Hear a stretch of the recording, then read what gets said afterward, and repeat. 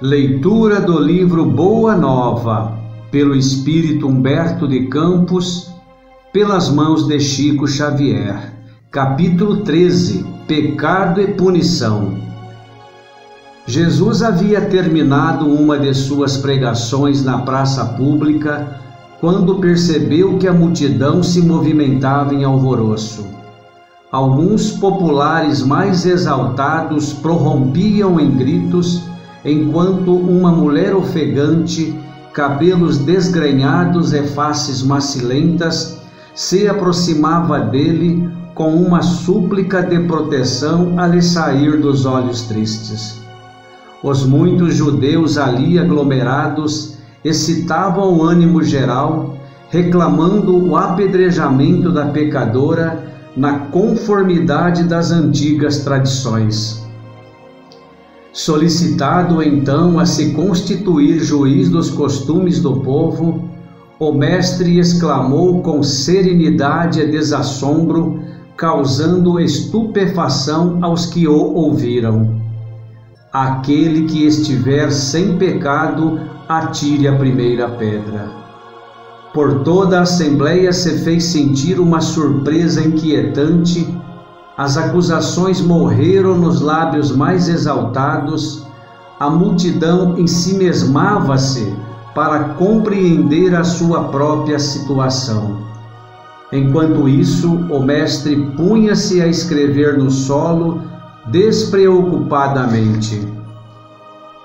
Aos poucos, o local ficara quase deserto, apenas Jesus e alguns discípulos lá se conservavam, tendo ao lado a mulher a ocultar as faces com as mãos. Em dado instante, o mestre divino ergueu a fronte e perguntou à infeliz: mulher, onde estão os teus juízes?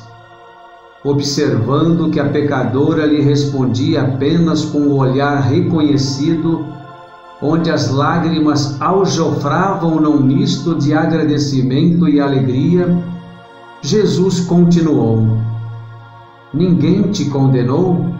Também eu não te condeno. Vai e não peques mais. A infeliz criatura retirou-se, experimentando uma sensação nova no espírito. A generosidade do Messias lhe iluminava o coração em claridades vivas que lhe banhavam a alma toda. Mas, enquanto a pecadora se retirava, presa de intensa alegria, os poucos discípulos que se encontravam junto do Senhor não conseguiam ocultar a estranheza que lhes causara o seu gesto. Por que não condenar a ele aquela mulher de vida censurável aos olhos de todos? Não se tratava de uma adúltera? Nesse ínterim, João se aproximou e interrogou: mestre, por que não condenastes a meretriz de vida infame? Jesus fixou no discípulo o olhar calmo e bondoso e redarguiu: quais as razões que aduzes em favor dessa condenação? Sabes o motivo por que essa pobre mulher se prostituiu? Terás sofrido alguma vez a dureza das vicissitudes que ela atravessou em sua vida? Ignoras o vulto das necessidades e das tentações que a fizeram sucumbir a meio do caminho. Não sabes quantas vezes tem sido ela objeto do escárnio dos pais, dos filhos e dos irmãos das mulheres mais felizes? Não seria justo agravar-lhe os padecimentos infernais da consciência pesarosa e sem rumo? Entretanto, exclamou João, defendendo os princípios da lei antiga: ela pecou e fez jus à punição. Não está escrito que os homens pagarão centil por centil os seus próprios erros? O mestre sorriu sem se perturbar e esclareceu: ninguém pode contestar que ela tenha pecado. Quem estará irrepreensível na face da terra? Há sacerdotes da lei, magistrados e filósofos que prostituíram suas almas por mais baixo preço. Contudo, ainda não lhes vi os acusadores. A hipocrisia costuma campear impune, enquanto se atiram pedras ao sofrimento. João, o mundo está cheio de túmulos caiados. Deus, porém, é o Pai de bondade infinita que aguarda os filhos pródigos em sua casa. Poder-se-ia desejar para a pecadora humilde tormento maior do que aquele a que ela própria se condenou por tempo indeterminado? Quantas vezes lhe tem faltado pão à boca faminta ou a manifestação de um carinho sincero à alma angustiada? Raras dores no mundo serão idênticas às agonias de suas noites silenciosas e tristes. Esse o seu doloroso inferno, sua aflitiva condenação.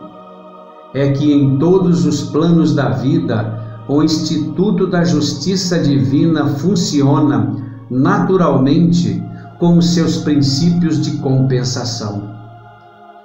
Cada ser traz consigo a fagulha sagrada do Criador e erige dentro de si o santuário de sua presença, ou a muralha sombria da negação.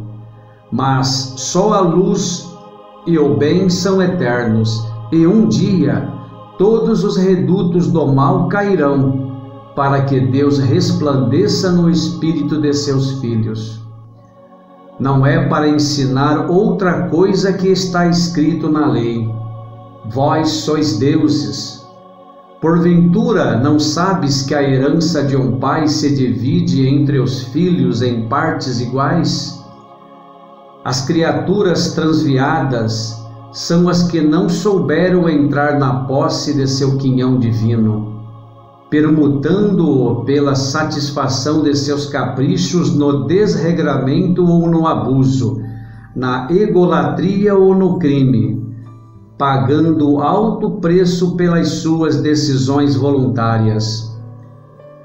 Examinada a situação por esse prisma, temos de reconhecer no mundo uma vasta escola de regeneração, onde todas as criaturas se reabilitam da traição aos seus próprios deveres. A terra, portanto, pode ser tida como um grande hospital em que o pecado é a doença de todos. O Evangelho, no entanto, traz ao homem enfermo o remédio eficaz para que todas as estradas se transformem em suave caminho de redenção. É por isso que não condeno o pecador para afastar o pecado, e em todas as situações prefiro acreditar sempre no bem. Quando observares, João, os seres mais tristes e miseráveis, arrastando-se numa noite pejada de sombra e desolação, lembra-te da semente grosseira que encerra um germe divino e que um dia se elevará do seio da terra para o beijo de luz do sol. Terminada a explicação do mestre, o filho de Zebedeu, deixando transparecer na luz do olhar a sua profunda admiração, pôs-se a meditar nos ensinamentos recebidos. Muito tempo ainda não transcorrera depois desse acontecimento, quando Jesus subiu de Cafarnaum para Jerusalém, acompanhado por alguns de seus discípulos. Celebravam-se festas tradicionais entre os judeus. O Messias chegou num sábado sob a fiscalização severa dos espíritos rigoristas de sua época. Não foram poucos os paralíticos que o cercaram, ansiosos pelo benefício de sua virtude salvadora. escandalizando os fanáticos, o Mestre curava e consolava na sua jornada de gloriosa redenção.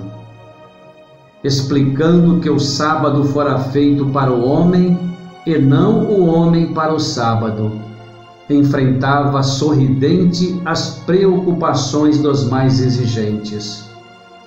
Vendo tantos cegos e aleijados aglomerados à passagem, Tiago o interpelou: Mestre, sendo Deus tão misericordioso, por que pune seus filhos com defeitos e moléstias tão horríveis? Acreditas, Tiago, respondeu Jesus, que Deus desça de sua sabedoria e de seu amor para punir seus próprios filhos? O Pai tem o seu plano determinado com respeito à criação inteira, mas, dentro desse plano, cada criatura cabe uma parte na edificação, pela qual terá de responder. Abandonando o trabalho divino para viver ao sabor dos caprichos próprios, a alma cria para si a situação correspondente, trabalhando para reintegrar-se no plano divino depois de haver deixado levar pelas sugestões funestas contrárias à sua própria paz. João compreendeu que a palavra do Messias era a confirmação dos ensinamentos que já ouvira de seus lábios na tarde em que a multidão exigia o apedrejamento da pecadora. Afastaram-se em seguida do tanque de Betsaida, cujas águas eram tidas em Jerusalém, na conta de miraculosas e onde o Mestre fizera andar paralíticos, dera vista a cegos e limpara leprosos.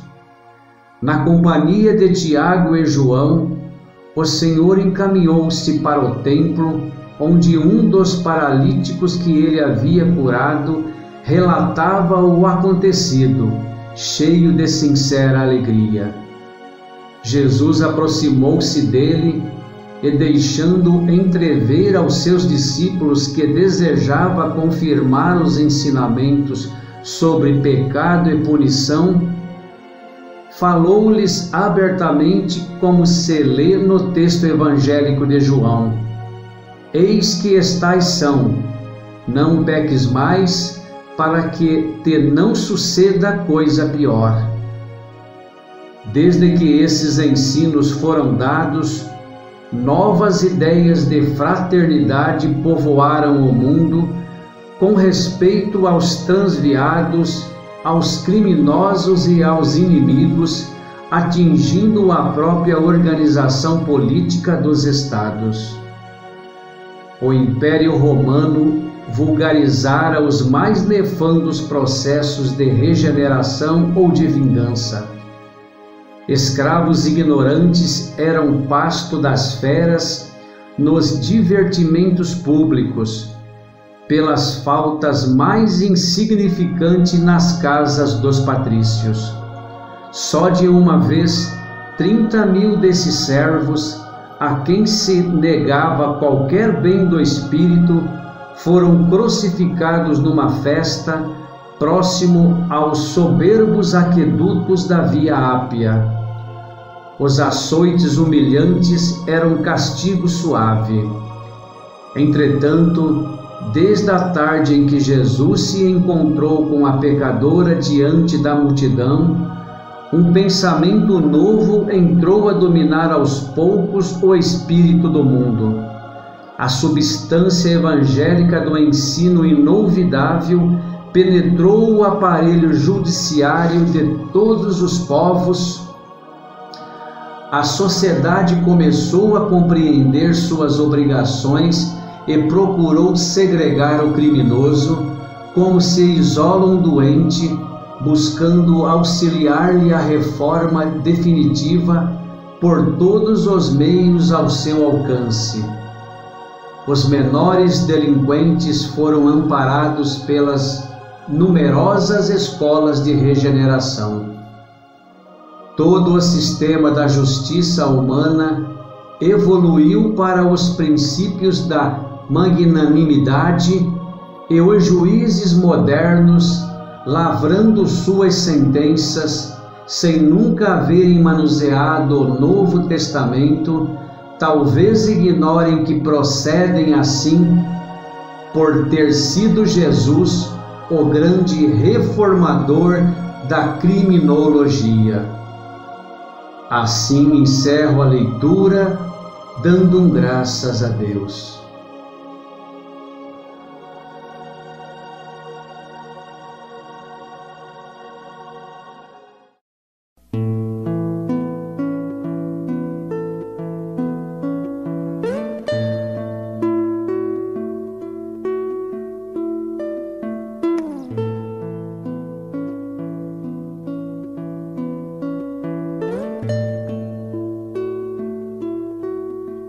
Quanta luz neste ambiente descendo sobre nós, vibrando em nossa mente. Quanta luz, quando assim em prece minha alma cresce aos olhos de Jesus.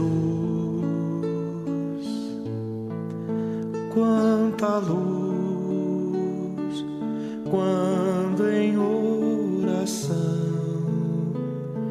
a voz do Mestre fala aos nossos corações.